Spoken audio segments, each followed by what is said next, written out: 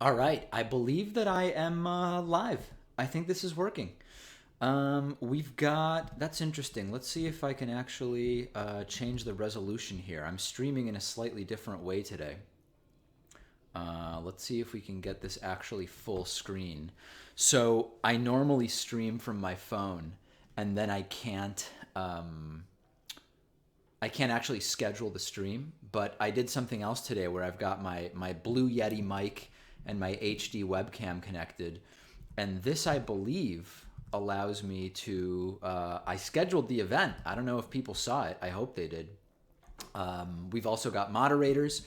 We now have a system where I've got 5 different moderators who get notified when I go live. So hopefully some of them will connect because the trolling has been really bad. And I did specifically tell them only like the most extreme trolling, just people sending 10 messages at a time and just obviously racist, xenophobic, anti-Semitic stuff. Just block people. But we're not looking to stifle good discussion here, right? So it's been a pretty hectic day. I'm going to just give a few seconds for people to connect. I'm going to talk about some of the stories I'm researching for tomorrow. We do have a major sort of, I guess it's a snowstorm, although it really hasn't been snow for a while. It's been kind of like slush and now rain here in Boston. And we completely upended the schedule, the broadcast schedule for today in order to get the show done early. I'll tell you about that in a second. I do have a picture of the snow outside my place on my Instagram account at david.pakman. Please follow me on Instagram if you're not following me there. I'm posting bigly interesting stuff there all the time. So we have, what do we have? By the way, I'm seeing the mods clearly are active. Someone's already been banned. Let's see what the message was that got somebody banned. Bitches. Not bitches, but just bitches. All right, that's probably the first time I've seen that word. So here's the deal. Here's what happened today.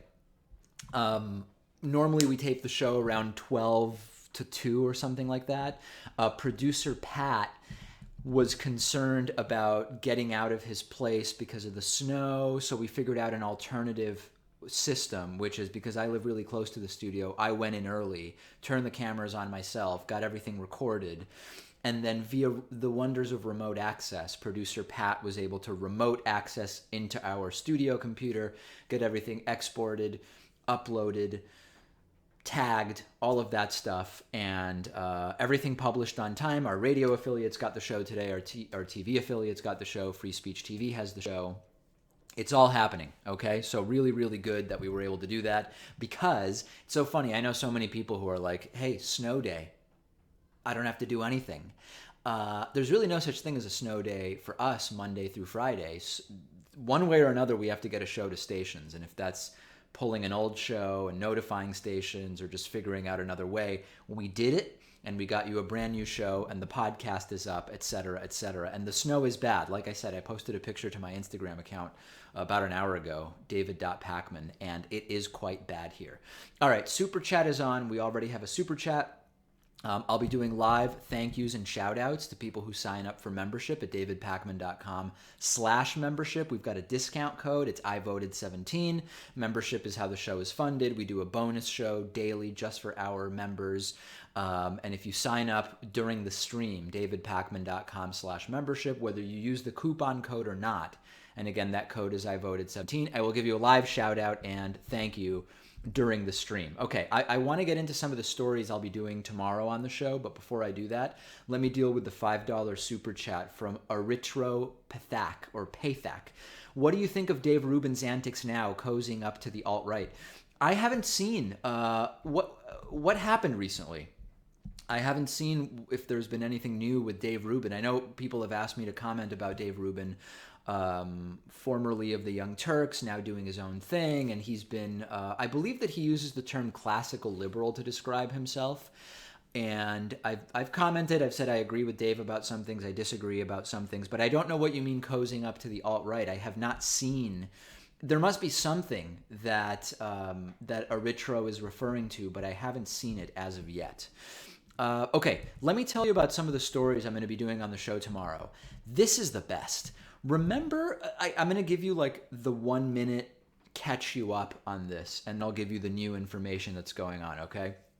Several weeks ago, it started with Donald Trump, who said, "Did you see what happened in Sweden last night?" Implying that something happened in Sweden that justifies banning Muslims from coming to the United States. People from the majority religion in majority Muslim countries. I want to speak with precision, right? So Bill O'Reilly from Fox News decided to invite on a guy named Nils Bildt, a supposed Swedish expert in Swedish national security. And shortly after the guy showed up and said, "Oh, big problem. It's crazy what's going on. Violent Muslim immigrants coming to Sweden." People started researching, and no actual Swedish national security experts said they had heard of this guy, Nils Bildt. So he was basically a fake national security expert. We reported on this. The week after that, it was revealed that not only was this guy not really a national security expert, he is an example of one of these immigrants who moves to another country and commits crimes. And I reported that he came to the US and he committed, I think it was 3 crimes that he was convicted of. That's as far as we went. He started trying to troll me on Twitter. I'm on Twitter at Pakman, and you can see if you follow me, this was a few days ago. He started basically just trying to troll me on Twitter and say, what does it matter that he's a criminal immigrant? That doesn't change the subject, that doesn't change the accuracy or lack thereof of what he said, which is absolutely true, and that's not the claim I was making. And tomorrow on the show, I'm going to show you the blow by blow or tweet by tweet. And I didn't realize that I was going to, I didn't realize that he was going to delete some of his tweets, rather. And some of them have been deleted, and I wasn't able to screenshot those. So I have the tweets that are still public. We now have those ready to go for you. But just very, very strange. The actual guy, he has 50 followers on Twitter. I think he's nBildt, N-B-I-L-D-T. Trolling us for our report. Of course, there were countless reports about this guy. So I'm going to talk to you about that tomorrow, okay? Also tomorrow, the Donald Trump organization, right? Not the campaign, not the foundation, but what's called the Trump organization, Donald Trump's primary business, has been caught communicating with a Russian bank. And I'm not going to go through the entire story with you right now. I've been researching it extensively today. And it involves a Russian bank called Alpha Bank, but it's spelled A-L-F-A. And there have been thousands of server connect attempts that have been reported on between Alpha Bank and a server used by the Trump organization. And by itself, this wouldn't necessarily be as big of a story as I believe that it now is. But CNN and a number of other news outlets have been looking into this, and every single time they ask even the same people what their explanation is for why thousands of contacts were made between a Russian bank's servers and the Trump organization servers, they come up with not only different explanations, but directly contradictory explanations. Okay, so there's a good article you can check out about this on CNN. There's an article about this on Salon. There's a number of articles about this, and tomorrow I'm going to break down in detail for you the insanely contradictory explanations as to why we should be paying attention to something else. And again, with a lot of the Trump-Russia stuff, by itself, and none of the individual Trump-Russia facts would be indicative of foul play or suspicious or wrongdoing. But the fact that the explanations are either straight up lies, contradictory, or there's a very concerted effort to hide or obscure contacts of different kinds with Russian officials, companies, individuals, agents, etc. That's what's making this all really, really suspicious. It's sort of like with the Trump tax returns, right? Which is at this point, 74% of Americans, according to a recent poll, want to see Trump's tax returns. At this point, if you have nothing to hide in the tax returns, just show the tax returns. And clearly there's something in there that would be so damaging that Donald Trump is opting not to show those tax returns. Sort of a similar thing going on with Russia here, okay? So that's another story that we'll be dealing with tomorrow. Let me interrupt briefly and say a huge thank you, a tremendous thank you to Camille Cleary, who has just signed up at davidpakman.com/membership. Camille opted to use the 40% discount code. I voted 17. Thank you so much. We're mostly funded by viewers through something called the membership program. We put together a whole bunch of great member benefits, which you can read about at davidpakman.com/membership. And Camille Cleary has just signed up during the stream. Also, Rodney Hunter signing up during the stream. So thank you. Keep them coming. And I will keep sending out thank yous and shout outs to everybody who signs up there. Okay, a couple of other stories that I'm going to be talking about on the show tomorrow. And by all means, keep sending questions through Super Chat. I will get to those shortly. It's been revealed. So you probably know that Donald Trump's Secretary of State is Rex Tillerson. Rex Tillerson, tremendous friend to Russia, actually given an award of friendship of some kind by Vladimir Putin. Former CEO of ExxonMobil, a company that we now know for decades, had scientific data which indicated that fossil fuel development on our planet is really, really bad for our planet. He is now the Secretary of State. And it's recently been uncovered in an investigation by the New York Attorney General, Eric Schneiderman, that Rex Tillerson was using a fake name. He was using the name Wayne Tracker. Wayne is Rex Tillerson's middle name. So his full name is Rex Wayne Tillerson, I believe. If Rex is even actually, maybe Rex is even a nickname, but Rex Wayne Tillerson would be sort of like his real name. He was using an email address which listed him as Wayne Tracker. Now, the explanation is, hey, nothing to see here. This is just because his regular inbox was getting so flooded with email, he needed another email address in order to more efficiently communicate with executives, etc. Of course, the investigation that's done by the Attorney General Eric Schneiderman's office has revealed that he was overwhelmingly using that email to discuss whether or not to release information to shareholders and the public about climate change and the impact of climate change of fossil fuel drilling. So once again, I'm sure it's just a big, big coincidence and there's nothing to see here whatsoever, but a fake name used by Trump's current Secretary of State. And if it turns out, I'm going to lay it all out for you on tomorrow's show, the March 15th show. If it turns out that the Secretary of State was involved as the CEO of one of the biggest companies, one of the biggest fossil fuel companies in the world, in a concerted effort to prevent investors and the public from knowing about the damage that ExxonMobil was doing to the environment, this would be fraud on a major, major scale to encourage investment in a company, to deceive investors. Sounds kind of like the perfect guy to be Trump's top diplomat around the world in some way. It's weird, but in a way, it makes absolutely perfect sense. Let me go to a super chat from Kyle Frappier, or Frappier. $5 Canadian super chat. Lyle says, Trump will soon get cut off from using Twitter, and I'm thinking we will see a John Barron type rogue Twitter account used by him. What are your thoughts? What was the John Barron thing? I actually don't remember. Let me Google that. That's one of the pseudonyms John Miller or John Barron. Yeah, listen, I don't know. I did an interview earlier today for another show where I was asked whether the American intelligence agencies, whether some American intelligence agencies are going to cut Trump off from using Twitter.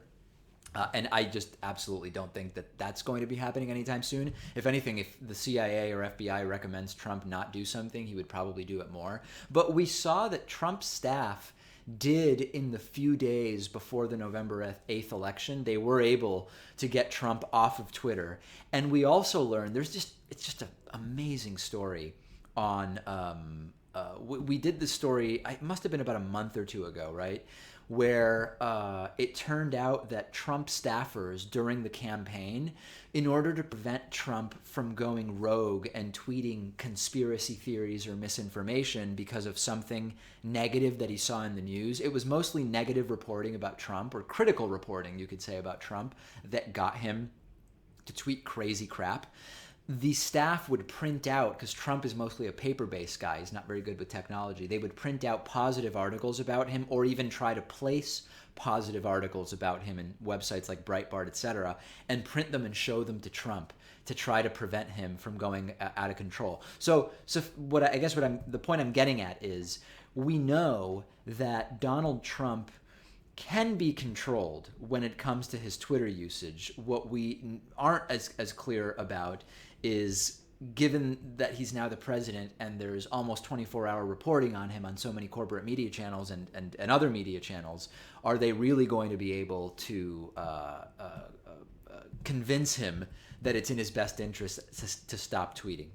Okay, I've got a whole bunch of stuff going on.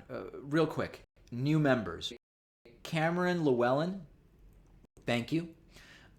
Ford Warwick Jr., and Erica East, thank you.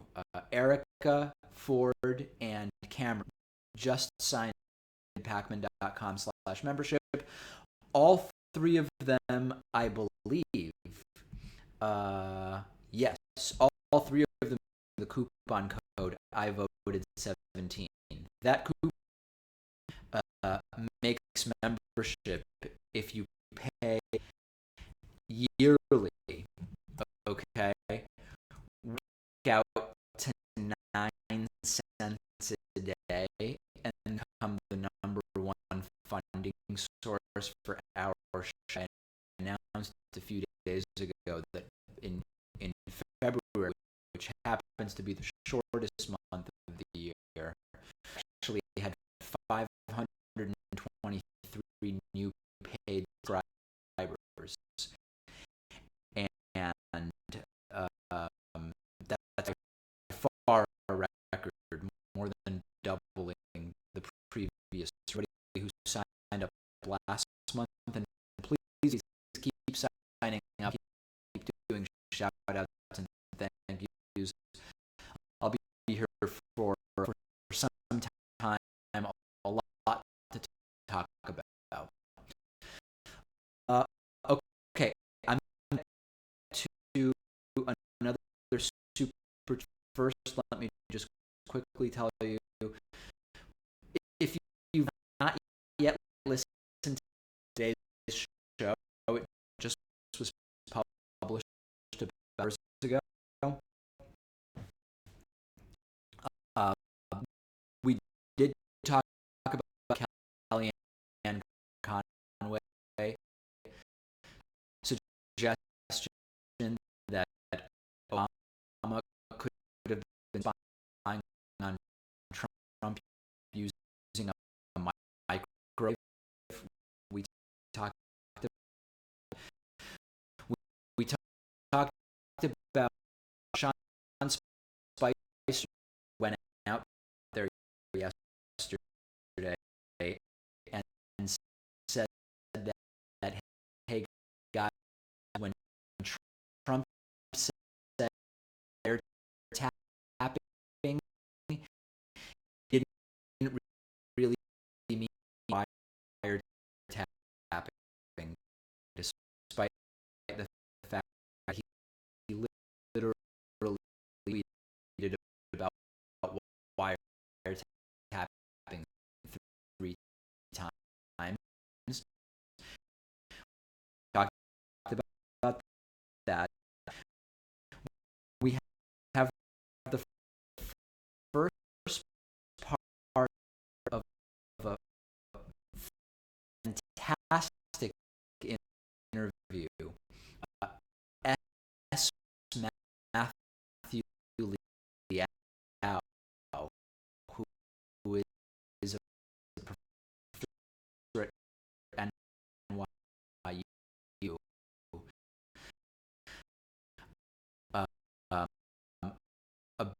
about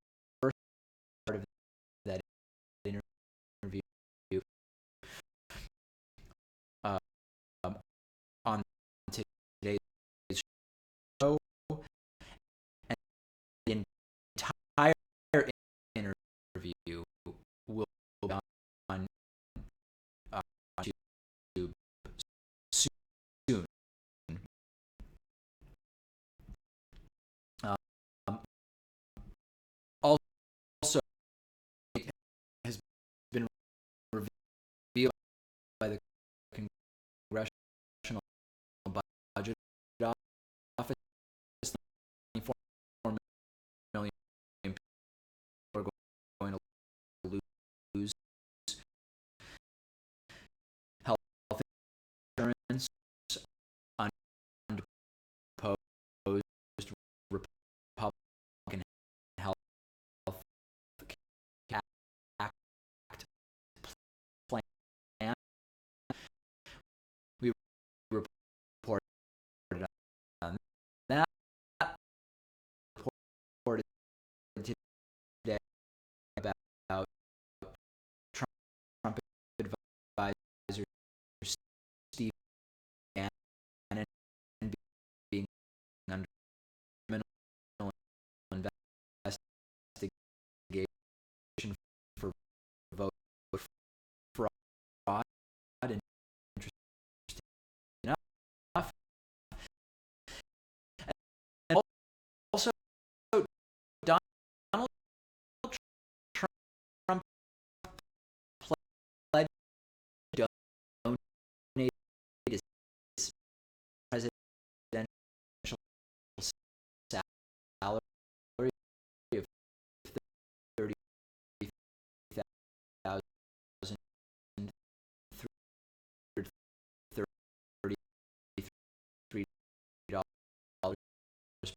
per month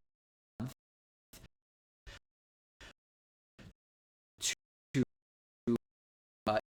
either back the Treasury Department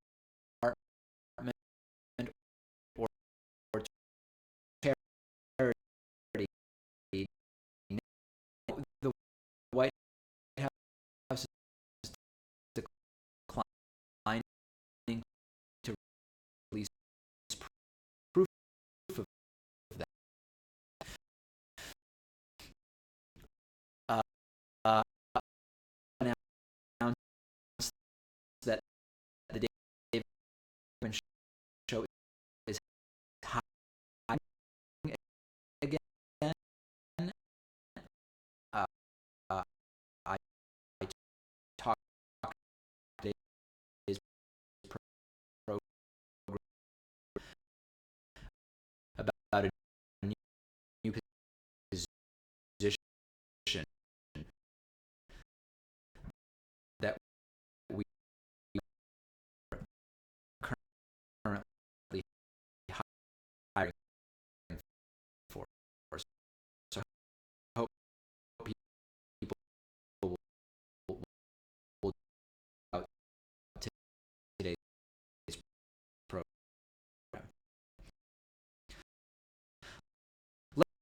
Let me get to $5 chat from a rich payback. What's liberal hosting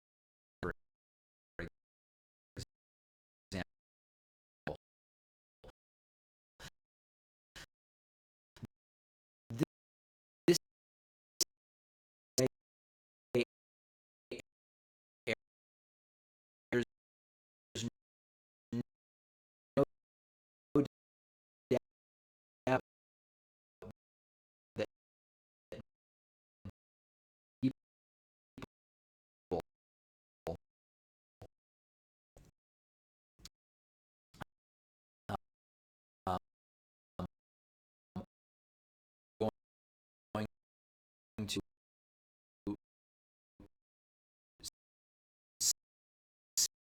see